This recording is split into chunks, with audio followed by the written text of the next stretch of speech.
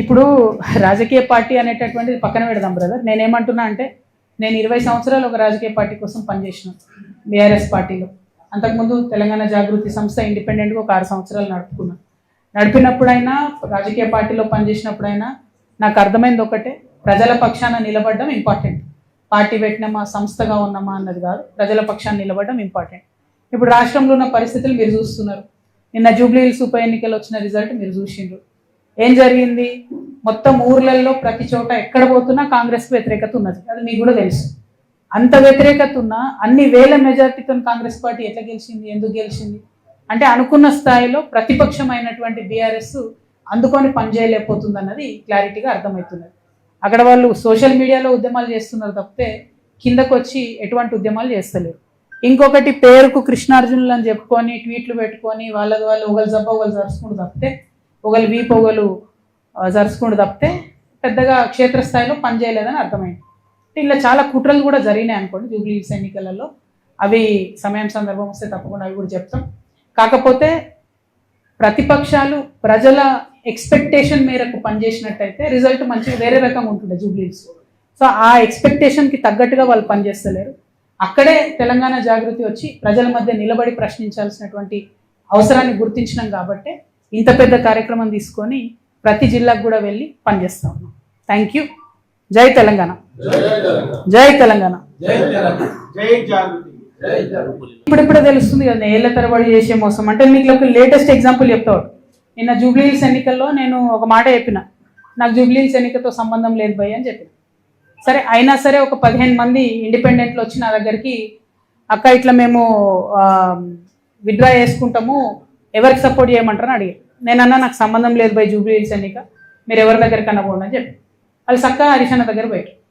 తర్వాత వాళ్ళు చెప్పిన ముచ్చండి నాకు తెలియదు. చక్కగా వాళ్ళు హరీషన్న దగ్గర పోయారు. నేనంటే బీఆర్ఎస్ పార్టీలు లేను, నేను ఏ పార్టీకి సపోర్ట్ చేయదలుచుకోలేదు కాబట్టి నేను దూరం ఉన్నా. హరీష్ రావు కూడా అదే ఆన్సర్ చెప్పారట, మీ ఇష్టం పోయి ఎవరికైనా వేసుకొని అన్నారట. అంతకన్నా ముందేం చేసిర్రు హరీష్ రావు గారు అంటే బీఆర్ఎస్కి మోసం చేసినట్టే కదా. అంతకన్నా ముందేం చేసిర్రు హరీష్ రావు గారు ఎలక్షన్ పెట్టక ముందే, ఇవోకి పలానా క్యాండిడేట్ని పెడితే మీకు సపోర్ట్ చేస్తా కాంగ్రెస్ కానీ చెప్పపిరట పైకి. వాళ్ళు వద్దన్నారట. అన్నాక ఈయన సైలెంట్ అయిపోయి. అంటే గమ్మత్ ఏముంటుంది హరీష్ రావు గారిది అంటే తెలియడానికి టైం పడుతుంది. ఎందుకంటే ఇవాళ వారి అన్ఫార్చునేట్ వారి తండ్రి గారు చనిపోయినారు. అయితే వారు లోపల ఉన్నారు ఇంట్లో. అక్కడి నుంచి కూడా ఎలక్షన్ అవుతున్న సమయంలో టెలికాన్ఫరెన్స్లు అవి పెట్టి మాట్లాడారు. అప్పుడు హరీష్ రావు గారి భజన పరులంతా ఏం బిల్డప్ ఇచ్చిరు, హరీష్ అన్న ఇంత కష్టంలో కూడా పార్టీ కోసం నిలబడి టెలికాన్ఫరెన్స్ పెడుతున్నారు అన్నారు. రిజల్ట్ ఉల్టాయే వరకు ఏం భజన మొదలుపెట్టింది నిన్నటి నుంచి. హరీష్ అన్న లేకపోయా, హరీష్ అన్న ఉంటే అసలు ఇక ఒక్క సీటు కానీ వేసి ఉంటే హరీష్ అన్న జూబ్లీహిల్స్ గెలుస్తుంటే మన లెవెల్లో మళ్ళీ పెడుతున్నారు. అంటే వెంటనే తప్పించుకోవడం, అప్పటి వరకు మోసం చేయడం, ఇది హరీష్ రావు గారి నైజం. సో ఇంటి దొంగని ఈశ్వరుడైన పట్టలేడు అన్నట్టు చాలా టైం పట్టింది. ఏదో నాకు తెలిసింది కాబట్టి నేను గట్టిగా మాట్లాడుతున్నా కాబట్టి నన్ను బయట వారేసి.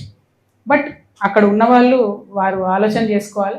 At the same time Ramanna కూడా ఒక సభ కాగానే ఏదో మేమే సార్ను మోస్తున్నట్టుగా కార్టూన్ లేపించేసుకొని హరీష్ రావు గారు సార్ను మోసినట్టు ఒకసారి, రామన్న గారు సార్ను మోసినట్టు ఒకసారి, ఎవరమేమేమంటారు సార్ కింద బచ్చగల్లం అందరం బచ్చగల్లం ఉంటే బాగుంటుంది.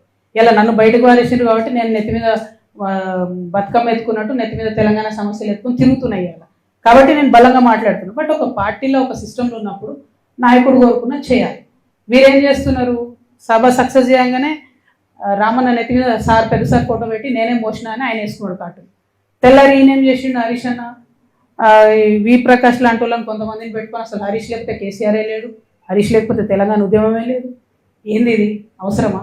ఇప్పుడు ఇక్కడ పద్మదేవేందర్ రెడ్డి గారు ఉన్నారండి. వీరు 2009లో ఎక్కడున్నారండి? కేసీఆర్ గారి మీద నాకు గుర్తుంది 2 చేతులతోని దుమ్మెత్తి పోసి పార్టీని ఇడిచిపెట్టి వెళ్ళిపోయింది. ఆమె టికెట్ ఇవ్వకపోతే మేడము వెళ్ళిపోయినరా. మళ్ళా జర ఉద్యమం గట్టిగా ఈ సార్ దీక్ష చేయగానే ఎట్లా వచ్చింది వాపస్? ఎవరు సపోర్టు మేడంకి, ఆ దేవేందర్ రెడ్డి అన్నకి? హరీష్ రావు గారు కదా. మరి జిల్లాలో ఒకే సపోర్ట్ ఉన్నారు, తీసుకొచ్చిరు. ఇక్కడ వింటుంటే అసలు ఎంత గవర్నమెంట్ వస్తుంటే అవి నాకు కొన్ని చెప్పబుద్ధి అయితే లేదు. ఒక్కొక్క ఉద్యోగం ఇస్తామని 2-2 లక్షలు తీసుకుంటారా, 3-3 లక్షలు తీసుకుంటారా? అన్ని మెదకుల పనులు పెండింగ్ ఉంటాయా? మరి అట్లాంటి నాయకుల్ని సపోర్ట్ చేయొచ్చా బీఆర్ఎస్? ఆనాడు ఆ మేడం టీఆర్ఎస్లోకి వెళ్ళి బయటకు పోయి కేసీఆర్ గారి మీద 2 చేతులతో దుమ్మేసిపోతే ఆమెకు సపోర్ట్ చేసింది ఎవరండి? ఆ రోజు ఇటు పక్క పద్మకు ఓడిపోతుంది, అటు పక్క వైపీఆర్ అఫీషియల్ టీఆర్ఎస్ క్యాండిడేట్ ఓడిపోతాడు, ఇంకో మనిషి గెలుస్తాడు. హౌ సపోర్ట్ చేయలేదా హరీష్ అన్న? ఫస్ట్ నుంచి చేస్తున్నాడు ఆయన. నేనేమంటున్నా అంటే ఫైట్ ఉంటే స్ట్రేట్ ఫైట్ చేయాలి. ఇప్పుడు నన్ను బయట వారేసిరు, నేను సింపుల్గా ఏం చేసిన, సరే పోయి నన్ను బయట వేసిరు, నాకు తెలిసిన కాడికి నేను ప్రజా సమస్యల మీద ఎత్తుకొని తిరుగుతా అంటాను. అట్లా స్ట్రేట్ ఫైట్ చేయాలి. లేదు, మోసపూరితమైన ఫైట్ చేస్తారు కాబట్టి నేను ఒకటే అంటున్నా, ఒక పక్క రామన్న సోషల్ మీడియా ట్విట్టర్ ఇడిచిపెట్టి గ్రౌండ్లోకి రావాలి, వస్తే బాగుంటుంది ప్రజలకు. ఇంకో పక్క హరీషన్న మోసం చేయడం బంద్ చేసి నువ్వు కృష్ణునివా నువ్వు అర్జునువా ఏందో డిసైడ్ చేసుకొని ఆ పాత్ర ఏందో స్ట్రేట్ ఫార్వర్డ్ చేయాలి. వీళ్ళు పేరుకు కృష్ణార్జునాలు పెట్టుకుంటారు, ఒకరి మీద ఒకరి బాణం వేసుకుంటే పాపం బలేది ఎవరే, టీఆర్ఎస్ కార్యకర్తలు కదా. ఇప్పుడు నిన్న నిజంగా చెప్తున్నా, నేను వచ్చి మెదక్ జిల్లాలో ఉన్నా అంటే జూబ్లీహిల్స్ ఎన్నికల తర్వాత కొన్ని వేల మంది బీఆర్ఎస్ కార్యకర్తలు, కొన్ని వేల మంది నేను చెప్తున్నా, అక్క మీతో ఉంటాం, మీతో వస్తాం, వీళ్ళు నమ్ముకుంటూ ఉండలేరు. నేను కూడా చెప్తున్నా, తమ్ముళ్ళు మీరు వీళ్ళిద్దరు నమ్ముకుంటే వాళ్ళు ఒకరినొకరు బాణాలు వేసుకుంటే సరిపోతుంది. పక్కోని మీద వేయరు, పక్కపాటోని మీద వేయరు, మనోళ్ళనే. అరే ఇక్కడ నిన్న నేను ఒకరింటికి పోతే పాపం ఆయన పక్కకు పిలిచి చెప్తున్నాను, అక్క ప్లీజ్ మీరు నమ్మకండి, వీళ్ళు మనకు పార్టీ చేస్తలేరు పని అంటే, నేనే లేను కదా పోయి పార్టీలు అంటే, లేదక్క మేము మీతోనే ఉంటాం, పార్టీ కార్యకర్తలకు మాత్రం ఏమాత్రం లాభం జరగలే అని చెప్తున్నాను. ఎవరండి ఈ జగదీష్ రెడ్డి ఎవరు చెప్పు, ఈ ప్రశాంత్ రెడ్డి ఎవరు చెప్పు, ఈ మదన్ రెడ్డి గారు ఎవరు, నిరంజన్ రెడ్డి గారు ఎవరు, ఏముండే వాళ్ళకు, ఇప్పుడు ఎట్లున్నారు వాళ్ళు? కొన్ని కార్యకర్తలు ఉన్నారు, నేనే ఉన్నా, మీరు చూసుకోండి, నా ఆస్తిపాస్తులు లెక్కలు తీసుకోండి. 2014 ముందు ఏది ఉంది అదే ఉంది నా దగ్గర. ఛాలెంజ్ చేసి చెప్తున్నా, 3 ఏళ్ళు ఈడీ సిబిఐ నా ఎంటబడ్డది, కీసం ఎత్తనే మన ఉన్నదా నా దగ్గర అదనంగా? నాలాంటి ఉద్యమకారులు ఇక్కడ 100 మంది ఉన్నారు, దగపడ్డ ఉద్యమకారులు, వీళ్ళకి ఏముందండి? నేనేమంటున్నా అంటే బ్రదర్, నేను చెప్పాను, నేనేమంటున్నా అంటే టీఆర్ఎస్ పార్టీ కార్యకర్తలను ముంచుడు, నాయకులు పెరుగుడు, ఇది కరెక్ట్ కాదు. పార్టీ అనేది ప్రజల పక్షాన ఉండాలి, అవకాశం ఉంటే అట్లా పనిచేస్తే బాగుంటుంది. ఏమన్నారు?